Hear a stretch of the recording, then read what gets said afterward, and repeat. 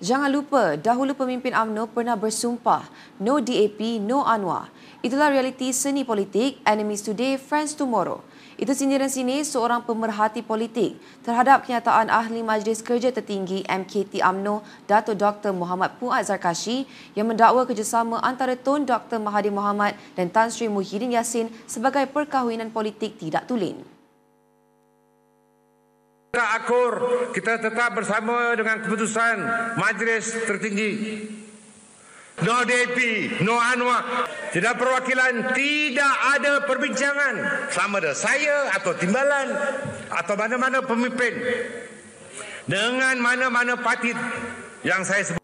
Menurut pemerhati, Puat seolah-olah terlupa sejarah partinya sendiri di mana Presiden UMNO, Datuk Seri Dr. Ahmad Zahid Hamidi pernah bersumpah lantang di pentas politik dengan laungan no DAP, no Anwar, no Bersatu. Namun kini sindirnya, UMNO bukan sahaja bekerjasama dengan DAP dan Perdana Menteri Datuk Seri Anwar Ibrahim, malah menjadi sebahagian daripada kerajaan perpaduan yang dulu mereka kecam habis-habisan. Dengan sindiran tajam, pemerhati berkata UMNO kini bukan sekadar berkawan dengan DAP tetapi turut berkongsi kuasa dalam kerajaan.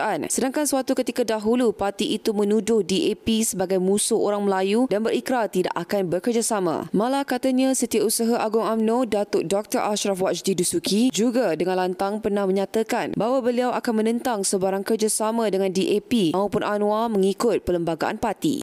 Saya dulu ketua pemuda ketika parti membuat keputusan no DAP, no Anwar, no Bersatu. Saya adalah orang yang pertama mempertahankannya. Justru tegasnya, Puat tidak layak menuduh orang lain berpolitik pura-pura sedangkan parti sendirinya sudah melakukan pusingan new paling besar dalam sejarah politik tanah air. Pemerhati turut menyifatkan kenyataan Puat sebagai hipokrit dan tidak berpijak pada realiti politik semasa. Katanya lagi, politik Malaysia tidak pernah kekal, prinsip boleh berubah sekali mata bila kuasa menjadi taruhan. Pemerhati menegaskan dalam dunia politik, segalanya boleh berubah. Apabila kepentingan menjadi keutamaan, hari ini musuh, esok kawan. Hari ini bersumpah, esok lupa. Menggambarkan politik kola putih yang licik, fleksibel dan penuh muslihat.